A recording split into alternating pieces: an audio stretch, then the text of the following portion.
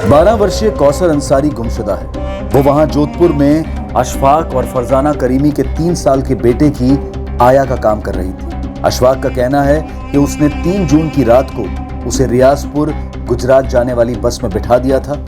वो ये भी कहता है कि 4 जून की सुबह कौसर के पिता बशीर से फोन पर बात हुई और बशीर ने उससे कहा था कि उसने कौसर को बस स्टैंड से पिकअप कर लिया है और वो सही सलामत घर आ गई है ईद मनाने के लिए। पर बशीर का कहना है कि अशफाक झूठ बोल रहा है। वो कहता है कि कौसर रियाजपुर पहुंची ही नहीं है। वहीं करीमी परिवार पर आरोप लगता है कि उन्होंने बशीर की बेटी के साथ कुछ कर दिया है।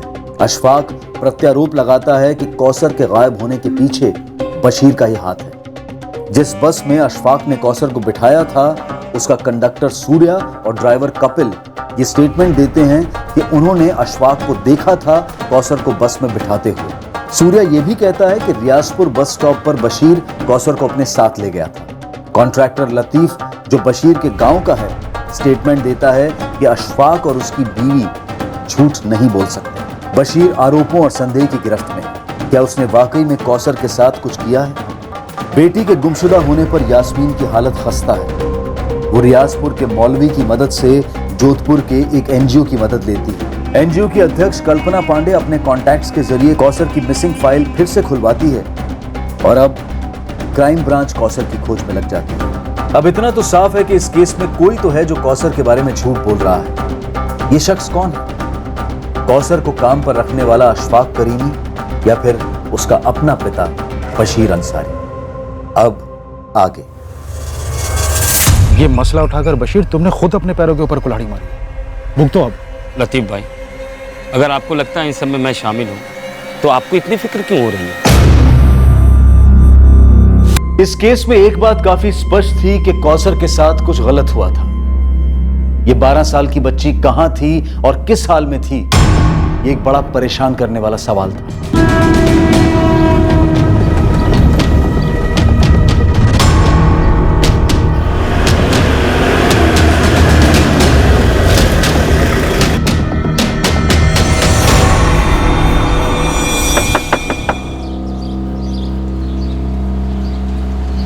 तेरे शौहर को बुला।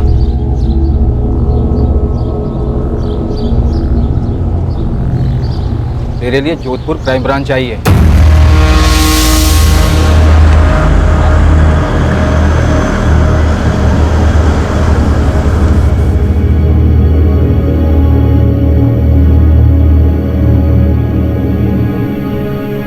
अम्मी, अब्बू ने कौशल आपा को फिर से कहीं दूर भेज दिया। तेरे अब्बू कुछ नहीं बोल रहे बेटा। कहाँ हो गया आपा? पता नहीं। लतीफ, तुम जोधपुर के अशफाक भाई को अच्छी तरह जानते हो। खुदा के लिए सच सच बताओ, क्या उन्होंने कौसर को वाकई यहाँ रियाजपुर भेजा था? दावे के साथ तो नहीं कह सकता हूँ, पर बहुत ही शरीफ लोग हैं वो। मुझे लगता है बशीर कुछ छुपाने के लिए उन पर झूठे इल्जाम लगा रहा है। क्या छुपाने के लिए? यास्मीन वैसे भी खुश नहीं थी कौसर को जोधपुर भेजकर, इसलिए मुझे लगता है बशीर ने उसे कहीं और काम पर लगा दिया।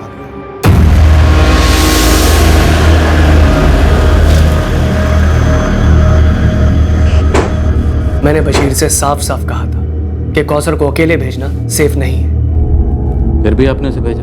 सर जिद पर अड़ा था। मैंने उसे ये तक कहा कि ईद के 2-4 दिन के बाद या तो मैं या तो कासिम खुद आकर कौसर को रियाजपुर छोड़ जाएंगे। अब पूछ लीजिए कासिम से। बिल्कुल सर, अगर उसका बाप अड़कर नहीं बैठता तो अशफाक भाई उसे कभी अकेले नहीं भेजते। लेकिन ईद जितनी आपकी थी उतनी कौसर उसके घर वालों की भी थी, तो आप उसे ईद के बाद ही क्यों भेजना चाहते थे? क्योंकि सर काम की वजह से मेरे पास बिल्कुल भी टाइम नहीं, इसीलिए मैंने बशीर से कहा कि तुम खुद आओ और अपनी बेटी को लेके जाओ यहाँ जोधपुर से। लेकिन उसने भी यही कहा, बिजी हूँ, नहीं आ सकता। लेकिन फिर भी 12 साल की लड़की को ऐसे अकेले, वो भी रात की बस? सर ये बशीर मेरी जान खा रहा था कौसर को भेजने के लिए, इसीलिए मेरे पास कोई चॉइस नहीं थी। मैंने ईदी के तौर पर उसे काफ़ी सारे तोहफों के साथ बस में बिठाया था। मैंने कंडक्टर से भी कहा था कि इसका ध्यान रखना। अब आप बताइए मैं और क्या करता? वो आपके घर पे 8 महीने थी ना? जी। तो इन 8 महीनों में आपने उसे एक बार भी अपने घर क्यों नहीं जाने दिया? क्योंकि सर उसने कभी भी छुट्टी नहीं मांगी, बहुत खुश थी हमारे साथ। मेरा बेटा राशिद अभी भी मुझसे पूछता कि कौसर आपा कहाँ चली गई। सर सच बताऊं तो मुझे कभी भी भनक भी नहीं लगी कि बशीर ऐसा नहीं। मुश्ताक, तुम्हारी टिकट की रिसीट पे पैसेंजर का नाम और नंबर क्यों नहीं है? मैडम छोटी सी ट्रेवल एजेंसी है, सस्ते टिकट है। हमारे ज़्यादातर पैसेंजर वो मजदूर टाइप होते हैं। मतलब अब कहाँ सबके नाम, नंबर और एड्रेस नोट करता रहूँगा। अगर नोट किया होता तो आज कौसर को ढूंढने में हमें काफी मदद मिल गई होती। बेटा मुझे थोड़ी ना पता था कि ऐसा कुछ होने वाला है। मेरे बस ड्राइवर और कंडक्टर भी पहले वाले पुलिस से बोले थे कि उन्होंने लड़की को ठीक ठाक रियाजपुर उतार दिया था और बस स्टॉप पे लड़के का बाप भी उसको लेने आया था। बेटा इससे ज़्यादा हम क्या कर सकते हैं? साहब 2 दिन में ईद थी, अगर वो रियाजपुर में थी तो किसी ना किसी ने तो पक्का देखा होगा उसे। अगर वो रियाजपुर उतरी थी तो हो सकता है रियाजपुर बस स्टैंड से उसका पिता बशीर उसे अपने साथ कहीं लेकर गया, टैक्सी से, रिक्शा से या फिर पैदल। अब्बू अरे चलो कौसर, बाय। अम्मी और फरीद कैसे हैं अब्बू? तुमसे मिलने के लिए इंतजार कर रहे हैं। जल्दी घर चलते हैं, मैं फरीद के लिए बहुत सारी अच्छी अच्छी चीजें लाई हूँ। तुमने हम लोगों के लिए बहुत कुछ किया है बेटा। अब्बू जल्दी घर चलते हैं ना। अरे पहले कहीं और चलना है, फिर घर। कहाँ अब्बू? चलो तो सही, आओ। कहाँ? आओ ना।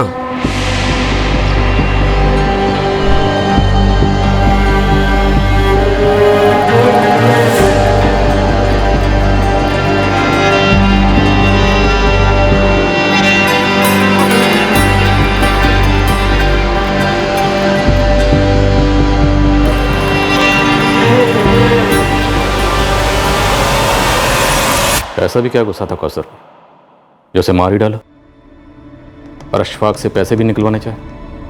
कहाँ दफना है?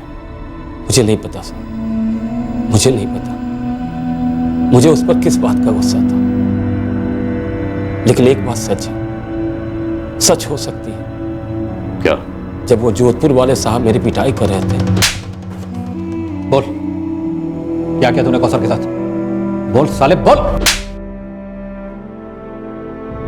तब मुझे एहसास हुआ कि मेरी बेटी कौसर को मार डाला गया।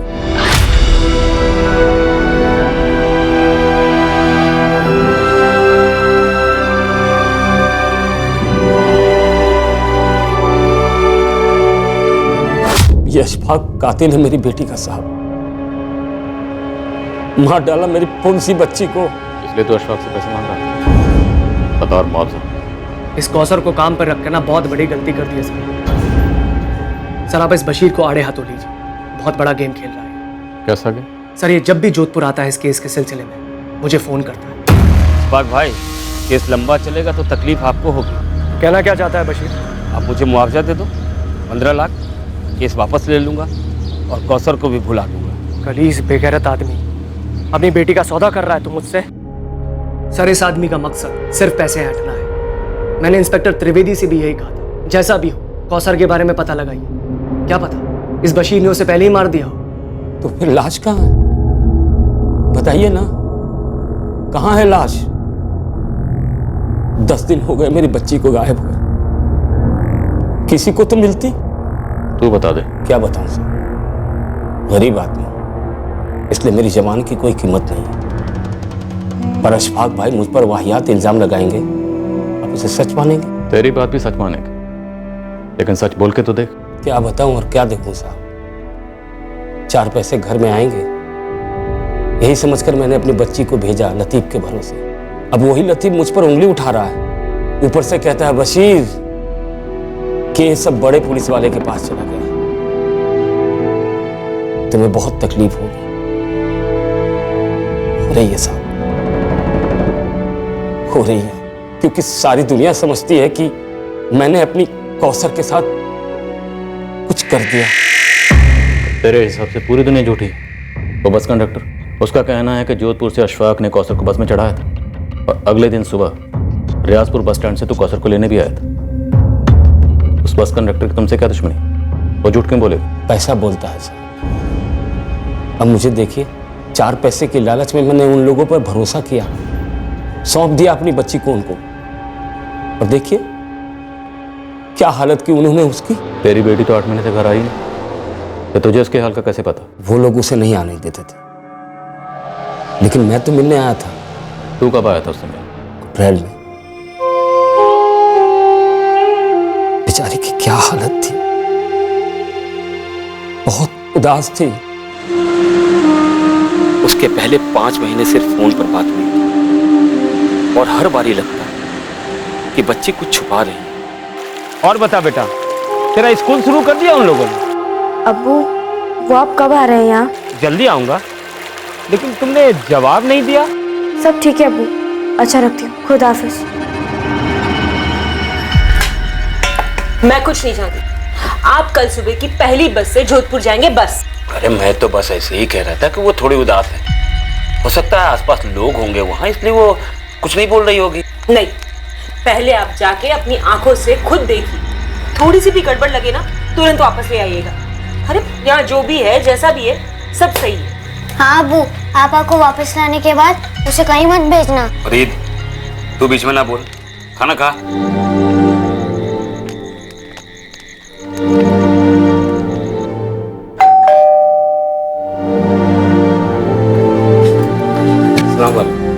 अरे बशीर, एकदम अचानक से?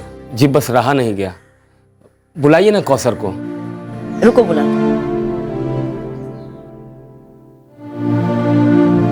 इंग्लिश स्कूल है, सब समझ में तो आता है। अरे कितना समझाया इसे, पर ये स्कूल जाना ही नहीं चाहती।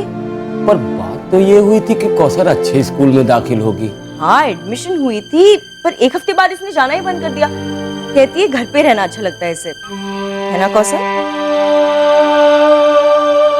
मैं समझ गया कि फरजाना बहन के सामने कौसर सहमी हुई है, तो मैं उसे बाहर ले आया। अब बोल, स्कूल क्यों बंद कर दिया? अब्बू ये लोग पूरा दिन मुझसे काम करवाते हैं, घर के सारे काम।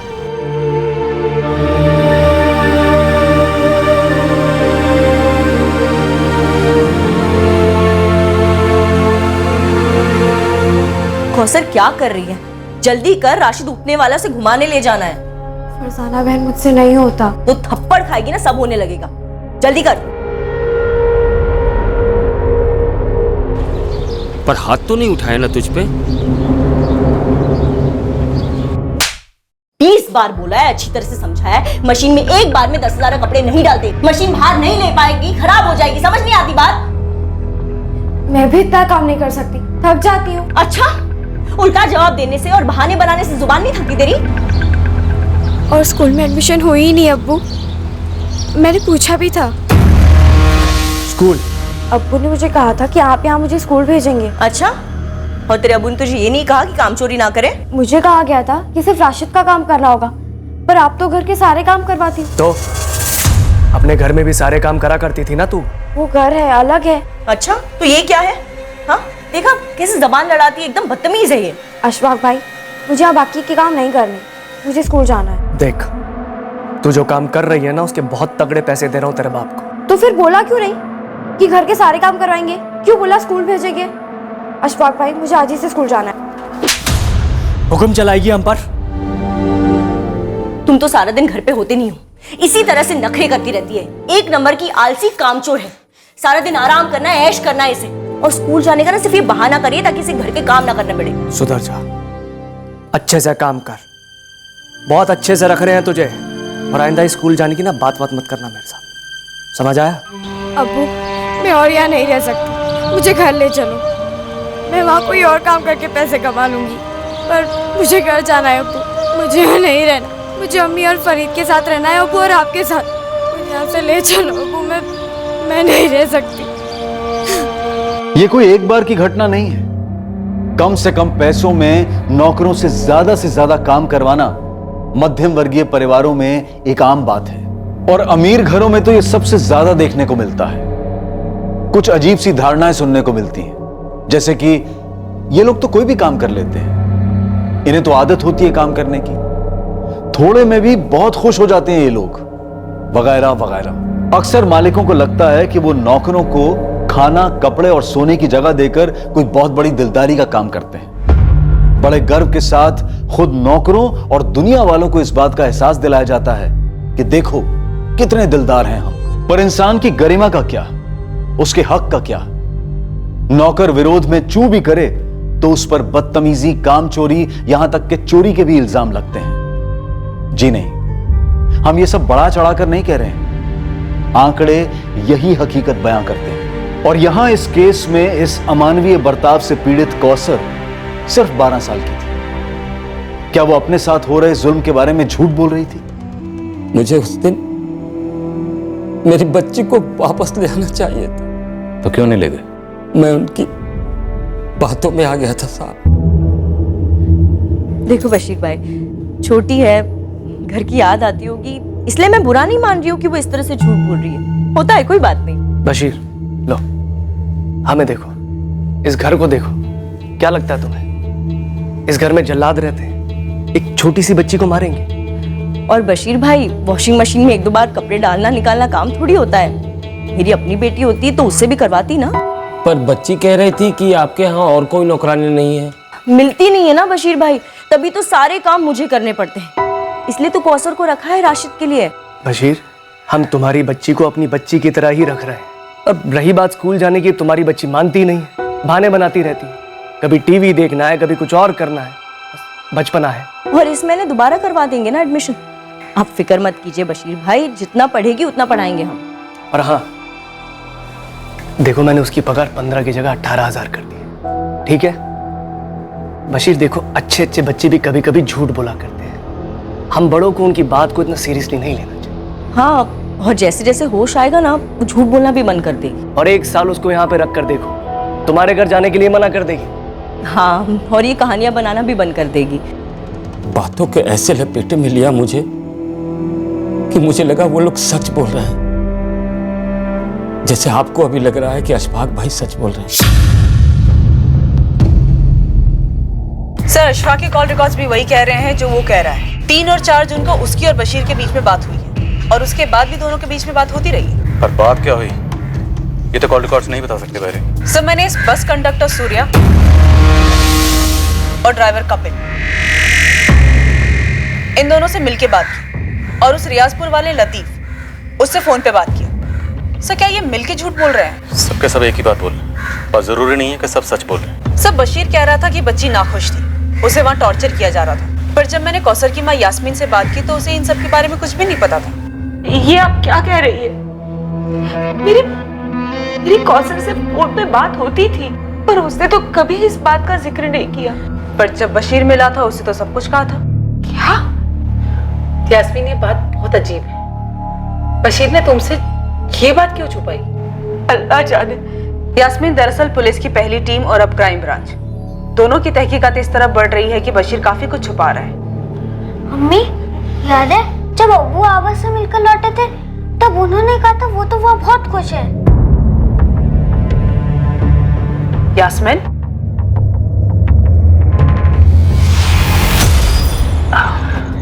कौसर काफी खुश है वहाँ, और वो लोग भी उससे काफी खुश हैं। और स्कूल सब बढ़िया चल रहा है। गए तो ले ही आते ना। अरे पगले, सिर्फ मिलने गया था, ऐसे कैसे काम के बीच में ले आता? कुछ ही दिनों के लिए ले आते।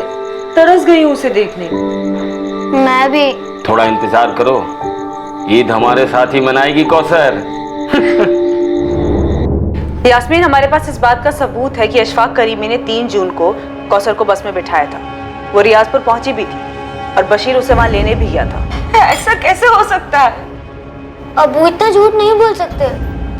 तो फिर कितना झूठ बोल सकते हैं बेटा, बताओ? यास्मीन, तुम्हें कभी ऐसा नहीं लगा कि बशीर तुमसे काफी कुछ छुपा रहा है? नो, मुझे नहीं लगता बशीर झूठ बोल रहा है।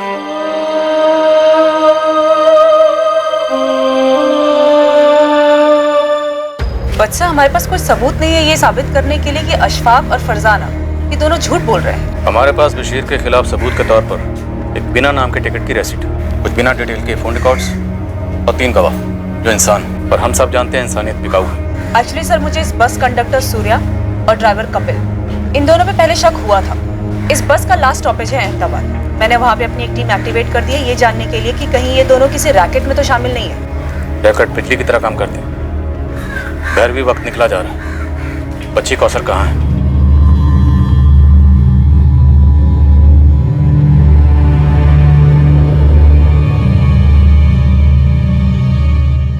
बच्ची की शिकायतों के बावजूद फरजाना और अशफाक ने बशीर को मना लिया होगा, और अपनी मजबूरी के चलते बशीर ने भी खुद को समझा लिया होगा कि सच बोल रही, और उसकी बेटी कौसर बढ़ा चढ़ा के बात कर रही है। जैसे अमीरी घमंड को जन्म देती है, वैसे ही गरीबी सेल्फ डाउट का दलदल है। I am sorry sir, but आप इस केस को अमीरी और गरीबी के चश्मे से देख रहे हैं। जो शायद इस केस की हकीकत ना हो। हकीकत एक ही है, पैसा। पैसे से बड़ी कोई रियलिटी नहीं। पैसा कुछ अमीरों को एक फीलिंग देता कि कुछ भी खरीद सकते, सच्चाई को भी। और गरीबी इंसान को इतना मजबूर कर देती है कि एक छोटी बच्ची बुरी तरह से एक्सप्लॉइट हो रही है, फिर भी उसे घर वापस नहीं ले जाएगा। अगर अप्रैल में उसे वापस भेज देते ना तो बेकार की टेंशन नहीं होती। तुमने अगर राशिद का ध्यान ठीक से रखा होता ना तो वो लड़की इस घर में होती ही नहीं। वाह, तुमने तो बहुत हेल्प की ना मेरी, सारे कामों में बहुत हाथ बटाया तुमने। मेरे पास कोई और काम तो है नहीं, पैसे तो पेड़ पे उगते हैं ना। अशफाक, बच्चे संभालना कोई बच्चों का खेल नहीं है। एक दिन बच्चे का काम और घर का काम करके देखो, फिर बात करना। और वैसे भी अब तक तुम नई नौकरानी अरेंज नहीं कर पाए हो और बात कर रहे हो इतनी। अरे नौकर नौकरानी टिकेंगे कैसे? हमारे घर में हालत देखी क्या करके रखती हो, मशीन की तरह रखती हो उनको, पूरा निचोड़ देती हो। इस झमेले में फंसे ना हम, सिर्फ तुम्हारी वजह से फंसे। सिर्फ मेरी वजह से? हाँ, तुम्हारी वजह से। तुम्हारी वजह से बशीर हमारा खून पी रहा है। और एक ये तुम्हारा निकम्मा भाई, एक काम ठीक से नहीं होता इससे। हाँ, अब तो तुम इस पर इल्जाम लगाओगे, खुद को बचाओगे ना? हाँ कासिम बोल।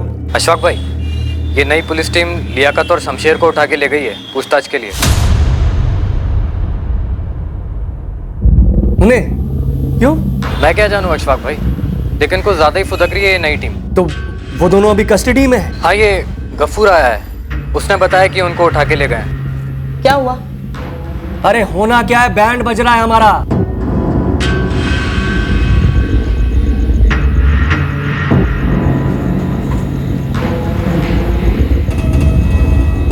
कितने में बेचा मेरी बेटी को?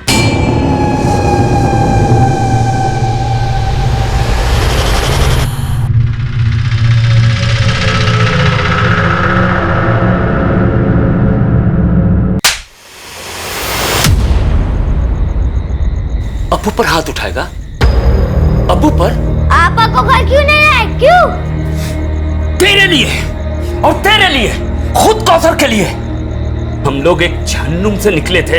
अगर कौसर को घर ले आता ना तो हम फिर से वहीं लौटते। समझे तुम दोनों? बिना कौसर के ये घर आपको जन्नत लग रहा है? पैसे तो आ गए पर कौसर तो चली गई ना। पता नहीं किस तकलीफ में होगी मेरी बच्ची। वो तकलीफ में नहीं थी, यहाँ शहजादी बनकर रहती थी। हम लोगों को कुछ तकलीफ नहीं है। पहले वो लोग मुझ पर इल्जाम लगा रहे थे कि मैंने कौसर के साथ कुछ कर दिया है, जो कि सरासर झूठ है। और अब उसी झूठ को तुम लोग सच तो ये है कि कौसर को उन्होंने भेजा ही नहीं। मुझे पता नहीं कि वो इस वक्त कहां है। मैं तो खुद चाहता था कि वो ईद पर घर आए। मैंने तो एक अच्छी नौकरी समझकर वहां रखा था उसे, और पता नहीं उन लोगों ने क्या कर डाला उसके साथ। पैसे वाले कुछ भी कर सकते हैं, कुछ भी। मैडम, हम कैसे बता सकते हैं अशफाक भाई घर में क्या चलता है? हम तो उनके यूनिट के कारीगर हैं। मैं तो कभी उनके घर तक नहीं गया हूँ। अशफाक करीमी ने हमसे बताया कि कौसर को उसे रियाजपुर खुद ड्रॉप करने के लिए टाइम नहीं था, वो बिजी चल रहा था। तुम्हारी यूनिट का काम कहाँ चल रहा था? उसके वर्कर्स को उठा और पूछो कि ऐसा भी बिजी काम कहाँ चल रहा था, जिसकी वजह से उसने 12 साल की बच्ची को अकेले बस में भेज दिया, वो भी रात की बस से। सर, आप सिर्फ अशफाक पे इतना गहरा शक कर रहे हैं? हाँ भैरवी, क्योंकि मुझे गहरा शक है कि कौसर उस रात बस में नहीं थी। सर, हो सकता है अशफाक ने बस में बिठा दिया हो और रास्ते में उसके साथ कुछ हो गया हो। वो महज 12 साल की थी, गरीब घर से थी, लेकिन वो खुश नहीं थी। उसने साफ साफ लफ्जों में अपने पिता से अशफाक करीमी के परिवार की शिकायत की थी। अगर उसके साथ बस में कुछ हुआ होता तो वो चिल्लाती, झगड़ा करती, आसपास के पैसेंजर्स अलर्ट होते। नहीं भैरवी, मैं बता रहा हूँ, कौसर उस रात बस में नहीं थी। तो बताओ शमशेर, लियाकत, काम कहाँ चल रहा था? मैडम, सारा काम तो 3 जून तक पूरा हो चुका था। हम सबको ईद की छुट्टियां चाहिए थी। हाँ, तो 3 जून तक काम चल कहाँ रहा था? 20 मई से 3 जून तक हमारी पूरी यूनिट बाड़मेर में थी। एक गार्डन में मार्बल फिटिंग का काम चल रहा था।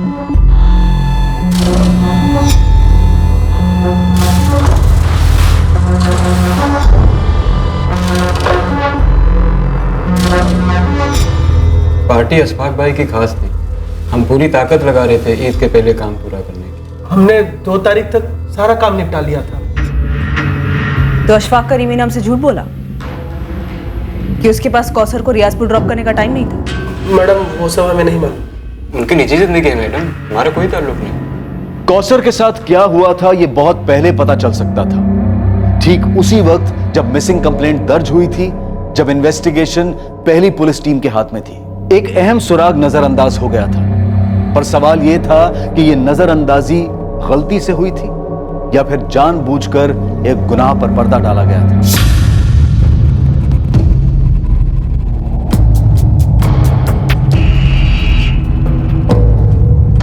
Good afternoon sir. Good afternoon sir, हमने तरीके से इन्वेस्टिगेशन की और इस नतीजे पर पहुंचे कि बशीर इन्वॉल्व है। फिर पता नहीं आप कौन से कवरअप की बात कर रहे हैं। लॉजिक, अगर एक बाप अपनी बेटी के साथ कुछ गलत कर देता है तो इतना शोर क्यों मचाएगा? सर, उसी लॉजिक से मैं आपसे पूछता हूँ, जब एक बेटी अपने बाप से साफ साफ कहती है कि उसे घर वापस ले जाओ, ये लोग उसकी जान ले रहे हैं, तो उसे वापस क्यों नहीं ले जाता? मजबूरी, गरीबी, हमारे देश में नहीं तो नहीं।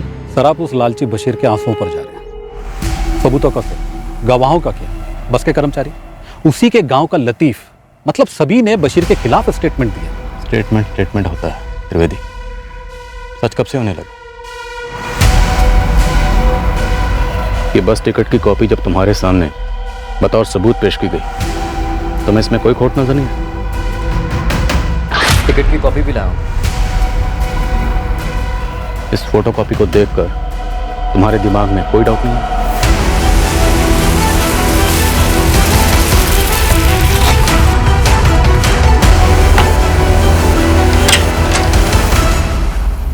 लतीफ अब्बासी, जोधपुर क्राइम ब्रांच तुमसे कुछ बात करना चाहती है। किस बारे में सर? 3 जून की रात को अशफाक ने तुम्हें कॉल किया था ना? हाँ, किया था। उसी बारे में बात करनी है। चलो। अरे मालिक, मुझे क्यों घसीट रहे हैं सब में? जो सच था वो तो मैंने बता दिया ना आप सबको। अरे सब ये सब क्या हो रहा है? मैंने सच ही बोला था आप लोगों को, जैसा हुआ था वैसा ही बोला था साहब। मुझे कुछ भी नहीं पता उस लड़की के साथ क्या हुआ साहब। मैं सच बोल रहा हूँ साहब। ये सर मेरा ट्रैवल का काम है। मैं टिकट काट कर लोगों को बस में बिठाकर आगे भेजता हूँ बस। लेकिन लड़की बस में बैठी ही नहीं। इसमें मेरी क्या गलती? तो तेरे ड्राइवर और कंडक्टर ने कौन से हिसाब से बोला कि वो बस में चढ़ी और रियाजपुर जाके उतरी? अब सर ये तो आप ये लोगों से जाकर पूछिए ना। इसीलिए तुझे लेके जा रहा हूँ, तेरे सामने पूछूंगा। चलो। त्रिवेदी, घिन आ रही है पूछने में, पर मजबूरी है। कितने में सौदा हुआ था अशफाक के साथ? सर, आप मुझ पर बेबुनियाद आरोप लगा रहे हैं। घिन तो उस बाप को आनी चाहिए जिसने अपनी बेटी की जिंदगी को पैसों की खातिर दाव पे लगा दिया। तुमने क्या किया उस जिंदगी को बचाने के लिए? ढूंढ क्यों नहीं लिया कौसर को? पता क्यों नहीं किया कि 12 साल की मासूम जिंदगी के साथ क्या हुआ? आओ उस्मान। सर, बच्ची रियाजपुर कभी पहुंची ही नहीं। बीच रास्ते में उतारी गई? शायद बस में कभी चढ़ाई भी नहीं गई। लेकिन बस के ड्राइवर, कंडक्टर, सबका स्टेटमेंट कि बच्ची बस में चढ़ी थी और अगले दिन रियाजपुर बस स्टैंड से बशीर उसे कहीं ले गए। नामुमकिन है सर। रियाजपुर बस स्टॉप पर एक गवाह नहीं मिला है जो ये कह सके कि हाँ उसने बच्ची को देखा। और आखिरी बस स्टॉप अहमदाबाद, मेरे लड़के बोले किसी ने लड़की को नहीं देखा। बहुत फोटो घुमाई, एक टिप तक नहीं मिली। ये बस टिकट की कॉपी मुझे पहले दिन से खटक रही है। कोई मामूली से बस टिकट की फोटो कॉपी क्यों कराए? सबूत के लिए ना सर, कि उसने पैसेंजर के लिए टिकट खरीदी है। पर सबूत की जरूरत क्यों महसूस हुई? क्या उसे पहले से पता था कि लड़की के साथ कुछ हो सकता है और उसे पुलिस के सामने सबूत पेश करना पड़ेगा जो उसने झट से किया? सर, उसे आभास हुआ होगा कि बच्ची को वो बस में अकेले बिठा रहा है, तो उसके पास प्रूफ होना चाहिए। नो वेरी, उसे कोई आभास भाभास नहीं। उसने जो करना था कर दी और ये टिकट बाकायदा प्लानिंग के तहत खरीदा गया ताकि वह साबित कर सके कि बच्ची बस में चढ़ा दी गई थी। अगर ऐसा हुआ हो तो इस प्लान में उस बस का कंडक्टर, ड्राइवर, ट्रैवल कंपनी का मालिक और वो रियाजपुर वाला लतीफ सब शामिल होंगे। ये सवाल तुम्हारे दिमाग के रडार में आए नहीं त्रिवेदी? सर, जो सवाल मुझे जरूरी लगे मैंने पूछे दोनों पार्टी। त्रिवेदी, बच्ची का कत्ल हुआ, मालूम है, और मेरा अनुमान गलत नहीं होगा। ये बात तुम्हें भी मालूम थी। बाड़मेर टीम गई है वहां पर। मुझे लगता है बच्ची की लाश को वहीं ठिकाने लगा गया।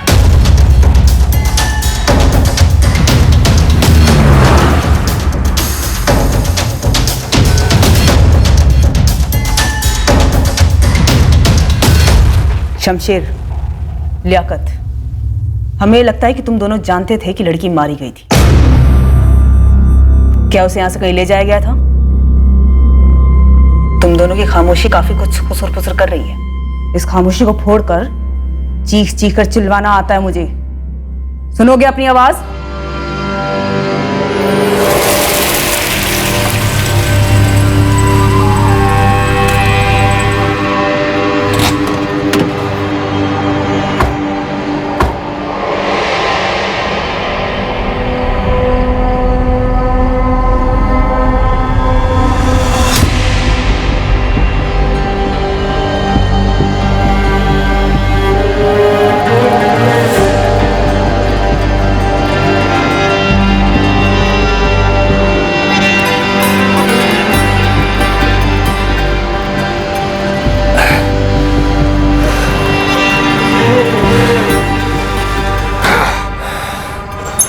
तुम लोगों को एक मार्बल रिप्लेस करना है, बाकी कासिम संभाल लेगा। समझे तुम लोग?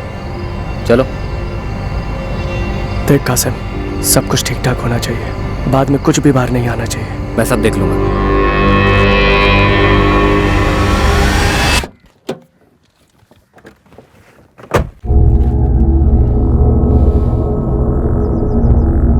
लड़की वापस नहीं आने वाली, मारी जा चुकी। जो मारे जाते हैं वो खुद के लिए इंसाफ की गुहार नहीं लगा सकते। उन्हें इंसाफ दिलाना हम जिंदा लोगों का फर्ज है। तुम जिंदा हो त्रिवेदी?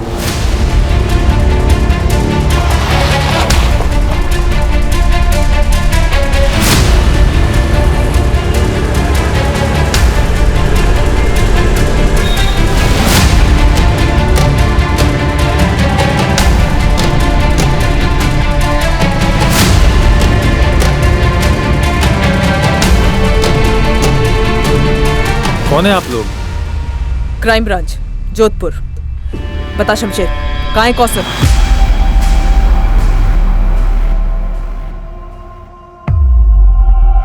कौन कौसर? ये क्या हो रहा है, कुछ बताएंगी आप? इखलाक, आप इस कांड में शामिल हैं या नहीं है, इस बारे में हम आपसे बाद में पूछताछ करेंगे। अरे मैडम, कैसा कांड? आप कुछ बताएंगी? आपके गार्डन में जो मार्बल बिछा है उसके नीचे एक लाश गड़ी है, उसे लेने आए हैं हम।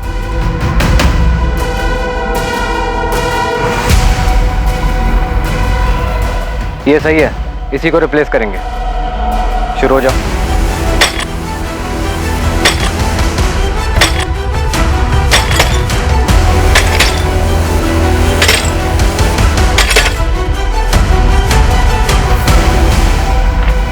मैडम, मैं और मेरी बीवी तो उस वक्त घर पर ही नहीं थे जब ये सब कुछ हुआ।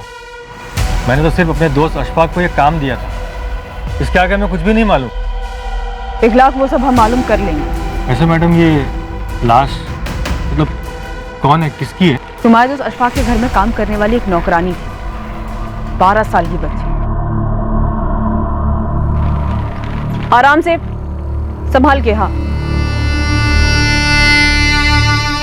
ये लोग कुछ बोल क्यों नहीं रहे? बोलेंगे, अभी बैठने को कहा। अरे पर हमारे कौसर। यास्मीन, क्या? अरे बताइए ना, बात क्या है?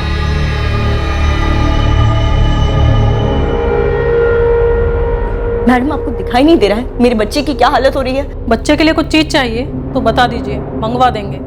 और अगर आपके कोई लेडी रिश्तेदार है तो उसे भी बुलवा लो। लेडीज रिश्तेदार? क्यों? देखिए, मुझे अपने शौहर से बात करनी है। कहाँ है वो? बुलाइए उन्हें। इतनी आसानी से मारकर दफना दिया बच्ची को? सर, मैं मारना नहीं चाहता, पर उसने मुझे मजबूर किया और मैं फंस गया। एक 12 साल की गरीब बच्ची ने ऐसा क्या किया था? जिद पर अड़ गई थी। नहीं नहीं नहीं, मुझे इस घर में रहना ही नहीं है, मुझे मेरे घर जाना है। चुप चुप, बिल्कुल चुप। क्या कर रही है राशिद? अभी तो सोया है। मुझे अब उसे बात करने दो, वो मुझे नहीं चाहिए। या आप मुझे छोड़ने आइए, मैं और मार नहीं खाऊंगी। मार? मारा किसने? एक दो बार, एक दो लाफे को मार कहती है, घर पे नहीं पड़ी क्या कभी? नहीं पड़े, इसलिए मुझे घर जाना है। तो एक काम कर, ईद तक यहीं पे रुक, उसके बाद भेज देंगे तुझे।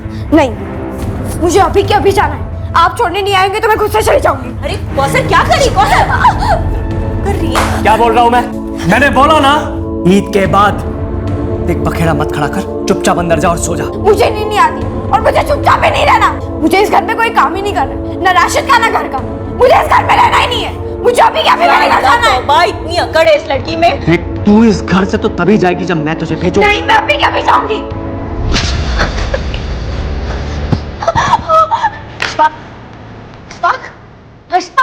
मुझे बांधेगी तू? छोड़ो से, अशफाक मर जाएगी।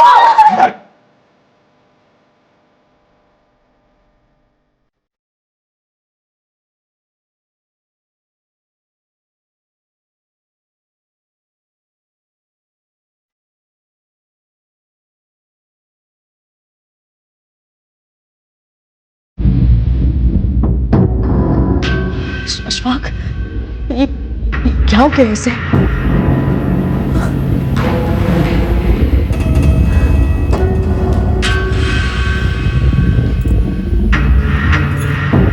अशफाक, ये सांस नहीं ले रही है। मार डाला तुमने इसे।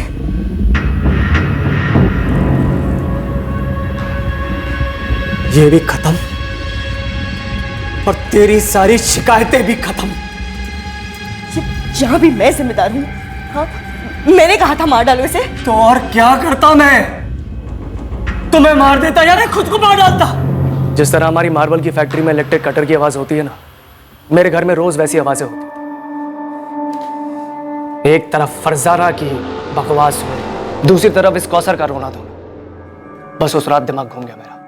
सर उस रात तो मैं वहाँ था भी नहीं। अशफाक भाई ने फ़ोन किया, बोले ऐसा ऐसा हुआ है, अब क्या करें? देखिए राजपूत साहब, मैं आपके साथ मोलभाव नहीं करूंगा। आप जो रकम बोलेंगे उस पर डन करूंगा। कैश चाहिए, ज्वेलरी चाहिए, जो चाहिए बताइए। तुम्हारा बच्चा बशीर और यास्मीन तुमसे तुम्हारा बच्चा मांगे तो जान के बदले जान। सर वो लड़की अब नहीं रही, ठीक है ना? कौन सा उसके घर वालों पर पहाड़ टूट गया, उल्टा खाने वाला एक मुंह का मुंह है।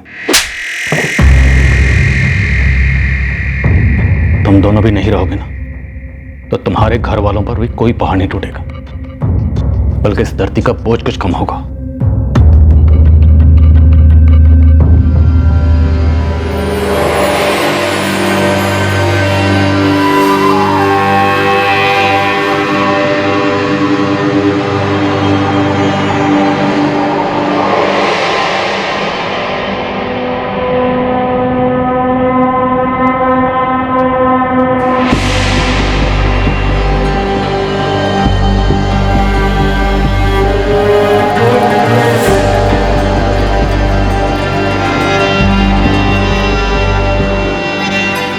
इस कत्ल के बाद लाश को ठिकाने लगाकर केस को दबाने में हाथ बांटने वाली कई मुट्ठियां गर्म की गई।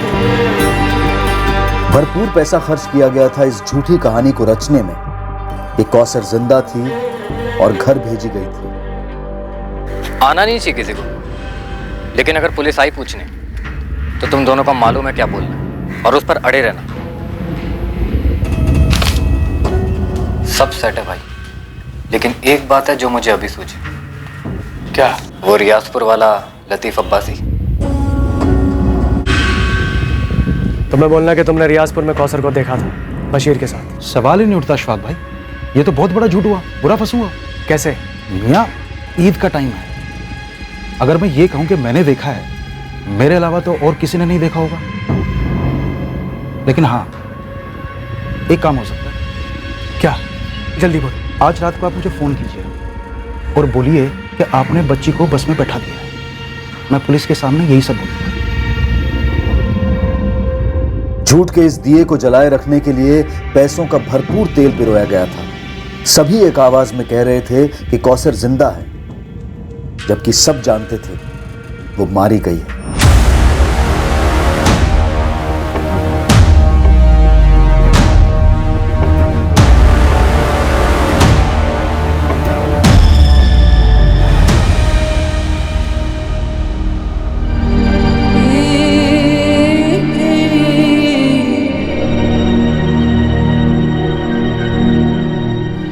क्या हुआ साहब?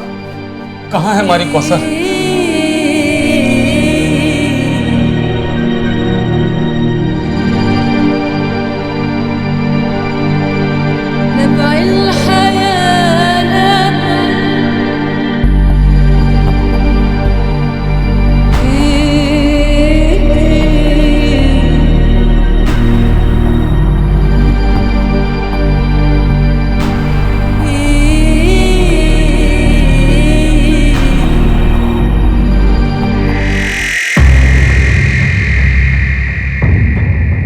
माँ बाप ने आइडेंटिफाई किया सर, कौसर अंसारी ही है। चार्जशीट में एक भी लूप होल नहीं रहना चाहिए, मैक्सिमम सजा दिलानी है इन्हें। बास्टर्ड्स, कैसे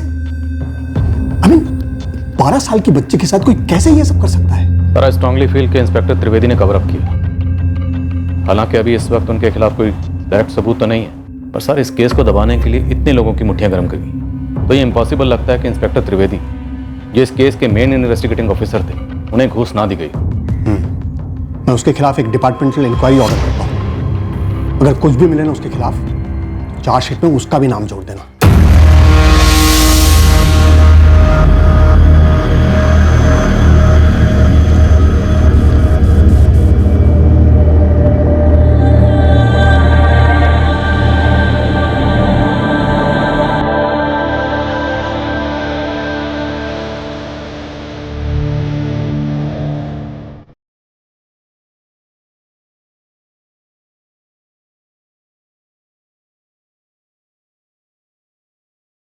अशफाक करीमी पर कत्ल के लिए आईपीसी की धारा 302 के तहत चार्जेस लगाए गए हैं और सबूत मिटाने के लिए आईपीसी की धारा 201 के तहत भी उसे चार्ज किया गया है। कासिम जाफरी और फरजाना करीमी पर आईपीसी की धारा 201 के तहत सबूत मिटाने के चार्जेस हैं। एक 12 साल की बच्ची बड़ी बेरहमी से कत्ल की गई। भयंकर तरीके से उसकी लाश को ठिकाने लगाया गया। कानूनी किताब में यह सबसे बड़ा जुर्म है, मर्डर, हत्या। लेकिन इस केस में एक और जुर्म काफी पहले हो चुका था और वो है 14 वर्ष की नीचे की उम्र के बच्चे से मजदूरी करवाना। आर्थिक मजबूरियों की वजह से गरीब परिवारों के कम उम्र के बच्चों को अक्सर काम पर लगा दिया जाता है ताकि घर खर्च में थोड़ी राहत मिले। पर घर पर काम करने वाले नौकरों के साथ बदसलूकी हमारे समाज की एक शर्मनाक सच्चाई है। सब जानते हैं कि यह होता है, हर दूसरे घर में किसी ना किसी तरीके से होता है। घरों के बाहर भी होता है, जैसे कि होटल्स में, रेस्टोरेंट्स में, पूरी सर्विस इंडस्ट्री में, जहां कुछ लोगों को ऐसा लगता है कि वो वर्कर्स को उनके काम के लिए पैसा दे रहे हैं तो वो जैसे चाहे उनके साथ पेश आ सकते हैं। ये बेहद घटिया सोच है और इसका बदला जाना बेहद जरूरी है। कामगार को वेतन उसके काम के लिए दिया जाता है, उसकी निजी जिंदगी बिकाऊ नहीं है। वेतन देने से कामगार मशीन नहीं बनता और ना ही गुलाम बनता है। दूसरों की गरिमा का मान रखना इंसान की गरिमा का असली प्रतीक है। सीधा सा मंत्र है, सामने वाले से वैसा सुलूक करो जैसा सुलूक आप उससे चाहते हो। अब मैं अनूप सोनी आपसे विदा लेता हूं, फिर मुलाकात होगी। और याद रखें, क्राइम और आपके बीच में सिर्फ इतना फर्क है कि आप कितने सतर्क हैं। सतर्क रहें, सुरक्षित रहें। जय हिंद।